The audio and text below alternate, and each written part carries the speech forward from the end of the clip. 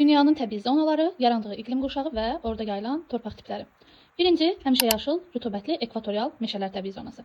Yayılıb ekvatorial iqlim qurşağında və altında qırmızı-sarı ferolit laterit torpaqlardır. İkinci təbii zonamız dəyişkən rütubətli meşələr, o cümlədən musson meşələr. Yaranır subekvatorial və tropik iqlim qurşaqlarında. Torpaqları qırmızı, sarı torpaqlar. Növbəti savanna və seyrək meşələr təbii zonası. Yaranır subekvatorial, qismən də tropik iqlim qurşağında.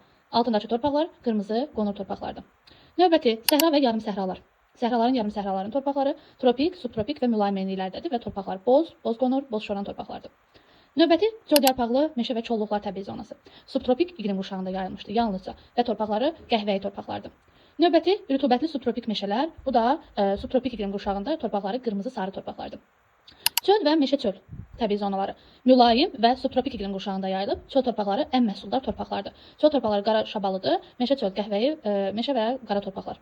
Dünyanın ən məhsuldar torpaqlarıdır. Növbəti enliyarpaqlı, qarışıq və tayqa meşələr. Hər üç meşə mülayim iqlim qurşağının tərkibindədir. Ən aşağıda enliyarpaq, ortada qarışıq, ən yuxarıda isə enliyarpaqlı tayqa meşələrdir. Enliyarpaq meşələr torpaqları qonur və qəhvəyi meşə torpaqlar, qarışıq meşələrin torpaqları çimli, podzol torpaqlar, tayqa isə podzol, buna küləçalan torpaqlar da deyirlər. Tundra meşələrinin torpaqları. Tundra və meşə tundra. Yayılıb subarktik iqlim qurşağının tərkibində və altındakı torpaqlar tundra gireyli və çimli bataqlıq torpaqlardır. Və ən sonda buz səhraları, bu da arktik və antarktik iqlim qurşaqlarındadır və torpaqları ibtidai torpaqlardır.